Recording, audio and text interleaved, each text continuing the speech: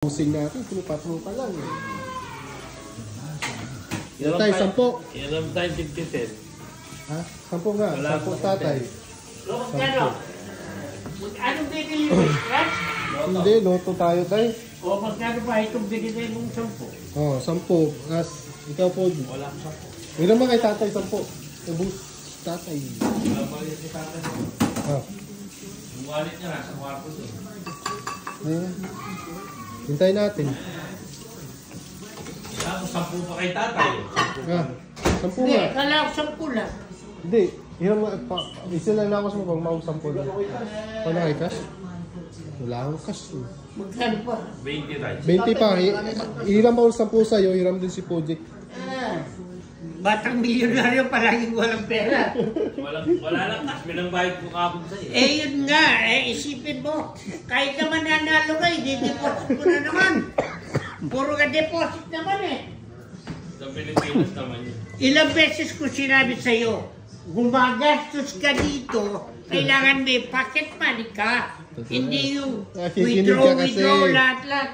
Nakikinig ka kasi kay Ba't mo gusto tatay. yun? Nahihirapan ka dun. Nakikinig ka Kaya kasi. nagsasabi, bakit pala akong walang kwanta? Palagi walang kwanta. O, ano ba? Magkano? Ang laki sumasahod niyan tay eh. Sumasahod ng 8,000. Sumasahod ng pinakamalaki na sahod dyan sa lahat ng empleyado. Dito.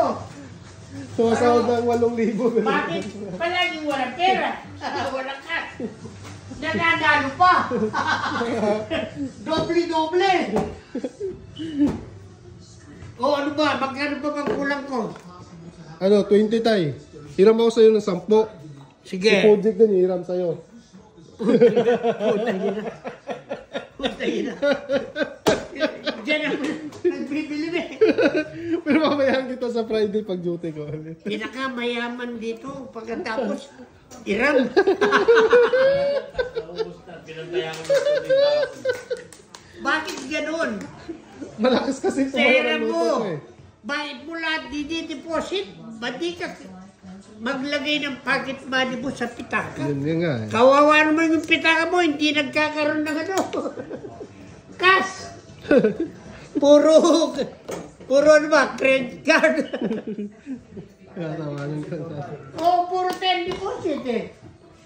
Parang si Ronnie.